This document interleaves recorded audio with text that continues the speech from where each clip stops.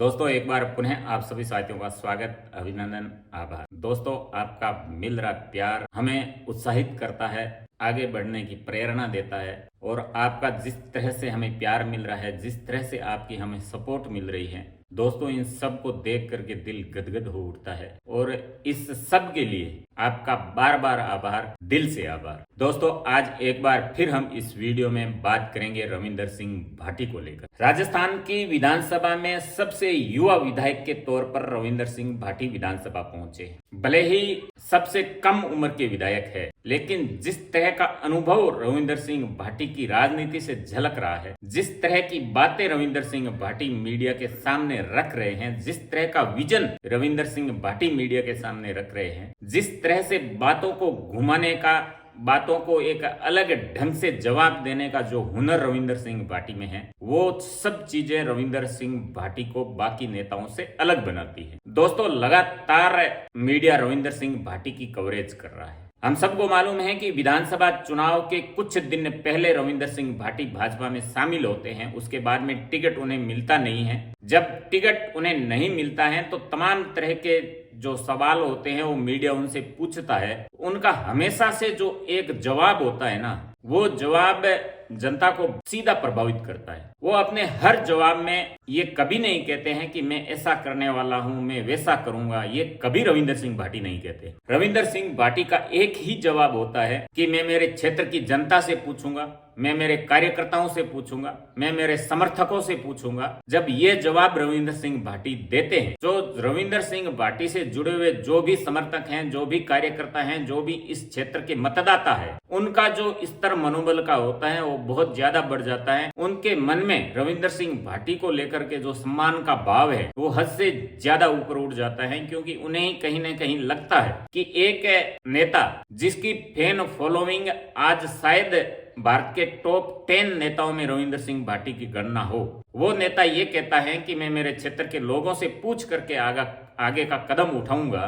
तो ये अपने आप में बहुत बड़ी बात होती है। एक मंझे हुए राजनेता का ये प्रमाण है कि वो अपने हर निर्णय में अपने क्षेत्र की जनता का, अपने कार्यकर्ताओं को इन्वॉल्व करते हैं और इसका राजनीति में बहुत बड़ा प्रभाव पड़ता है। दोस्तों अब जब लोकसभा चुनाव की तैयारियां हर पार्टियां अपने अपने स्तर से कर रही है, भारतीय जनता पार्टी 25-0 का लक्ष्य लेकर के आगे बढ़ रही है। भारतीय जनता पार्टी के तमाम नेता ये कहते हुए देखे जा रहे हैं कि राजस्थान की 25 की 25 लोकसभा सीट हम इस बार जीतने जा रहे हैं, लेकिन अंदर खाने कहीं न कहीं भारतीय जनता पार्टी को कुछ सीटों को लेकर के से साफ उनके चेहरों पर झलक रहा है। जो भी नाराज चल रहे हैं, जो भी भारतीय जनता पार्टी की विचारधारा के साथ सहमत हैं, विचारधारा को फॉलो करते हैं, लेकिन वो है निर्दलीय विधायक, तो उनको मनाने में भारतीय जनता पार्टी अपनी ओर से पूरे प्रयास कर रही है। दोस्तों आप सबको मालूम होगा कि रविंदर सिंह भाटी सोमवार को जयपुर के दौरे पर थे और प्रदेश के मुख्यमंत्री भजनलाल शर्मा के साथ में रविंदर सिंह भाटी की एक लंबी मंत्रणा चली थी, क्योंकि बाड़मेर और जैसलमेर लोकसभा सीट से भारतीय जनता पार्टी ने कैलाश चौधरी के रूप में अपना उम्मीदवार डिक्लेयर कर दिया है। तो भारतीय जनता पार्टी चाहती है कि रविंदर सिंह भाटी कैलाश चौधरी के पक्ष में प्रचार करे, लोगों से अपील करे, भाजपा के पक्ष में प्रचार करे। और ये भी चीजें निकल करके आई है कि प्रदेश के मुख्यमंत्री भजनलाल शर्मा ने रविंदर सिंह भाटी को ये कहा कि आप जैसे युवाओं की भारतीय जनता पार्टी को बहुत ज्यादा जरूरत है और आप जैसे युवा अगर भारतीय जनता पार्टी के साथ में मिल करके आगे की राजनीति करेंगे तो ये हम सब के लिए बेहतर होगा। लेकिन रविंदर सिंह भाटी ने अभी तक कोई फाइनल निर्णय नहीं लिया है। आज जब रविंदर सिंह भाटी जोधपुर के दौरे पर थे तो जोधपुर में मीडिया ने लोकसभा चुनाव को लेकर उनसे बात की, क्या वो भाजपा में पुनः लौट रहे हैं, इस बात को लेकर भी मीडिया ने रविंदर सिंह भाटी से सवाल जवाब किए। लेकिन रविंदर सिंह भाटी वही अंदाज, वही तरीका जवाब देने का, उन्होंने सीधे तौर पर कहा कि मैं मेरे कार्यकर्ताओं से पूछे बिना, मेरे समर्थकों से, मेरे मतदाताओं से पूछे बिना कोई भी आगे का निर्णय नहीं लूंगा। उन्होंने कहा कि पार्टी में जाना ना जाना ये मेरे ऊपर डिसाइड नहीं करता है, बल्कि मेरे कार्यकर्ता जिन्होंने मुझे इतना बड़ा बनाया है, जिन्होंने मुझे इस स्तर तक पहुंचाया है, उन सब से राय मशवरा कर करके आगे का निर्णय लूंगा। तो दोस्तों ये किसी भी बड़े नेता की जो पहचान होती है वो अपने क्षेत्र के लोगों को साथ में लेकर के हर पल जीता है, चलता रहता है। जब भी इस प्रकार के नेता के सामने कोई सवाल आता है तो उसके जवाब में अपने पूरे क्षेत्र को सम्मिलित कर लेता है। ये एक बड़े राजनेता का लक्षण है। रविंदर सिंह भाटी भले ही उम्र में छोटे हो, भले ही वो पहली बार विधायक बने हो, लेकिन राजनीतिक अनुभव के तौर पर आप देखें तो कहीं भी वो नौसिखिए नहीं लगते हैं। ऐसा लगता है कि ये बंदा कई सालों से राजनीति में है। इस प्रकार की बातचीत जब रविंदर सिंह भाटी ठेठ अपने देसी अंदाज में करता है तो लोग उनके इस देसीपने के पीछे दीवाने हो जाते हैं, कायल हो जाते हैं, और यही रविंदर सिंह भाटी की सबसे बड़ी ताकत है। दोस्तों, रविंदर सिंह भाटी ने यह भी आज कहा कि जिस तरह लोगों ने साथ दिया, जब विधानसभा चुनाव का ऐलान हुआ तो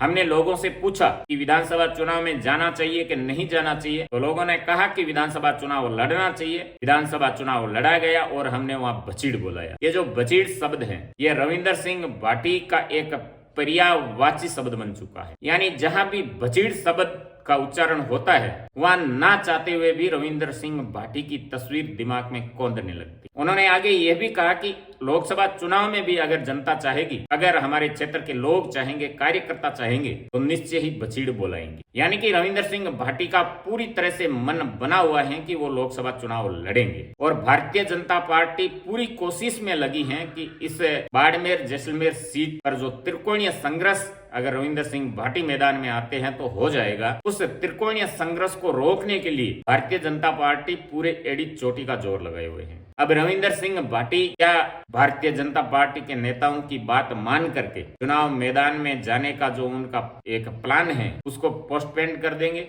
विधायक रहकर ही वो अपने जनता की सेवा करेंगे, या फिर जिस तरह से रविंदर सिंह भाटी ने विधानसभा का चुनाव लड़ा, तमाम दबावों को दरकिनार करते हुए क्या एक बार पुनः रविंदर सिंह भाटी उसी रास्ते पर चलते हुए लोकसभा के चुनाव में एंट्री मारने वाले हैं। दोस्तों, बड़ा ही मजेदार चुनाव हो गया है, बड़ा दिलचस्प चुनाव हो गया है, और रविंदर सिंह भाटी पहले भी कह चुके हैं कि कांग्रेस पार्टी इस बार भी 0 पर समटेगी। और जब लोगों ने कहा कि कांग्रेस अगर 0 पर समटेगी तो भारतीय जनता पार्टी कितनी सीटों पर जीतेगी, इसके जवाब में रविंदर सिंह भाटी ने कुछ नहीं कहा। यानी समझने वालों के लिए संकेत काफी है। दोस्तों, एक युवा चेहरा जो कॉलेज से निकलता है, अपने क्षेत्र में जाता है, अपने क्षेत्र के लोगों से बात करता है, गांव-गांव ढाणी-ढाणी घूमता है, और उसके बाद में एक इतना बड़ा निर्णय कर करके राजस्थान की सबसे बड़ी पंचायत में बिना कोई पार्टी के सपोर्ट के, बिना कोई नेताओं के सपोर्ट के बड़े शान से जाता है। और आज तमाम वो बड़ी बड़ी पार्टियां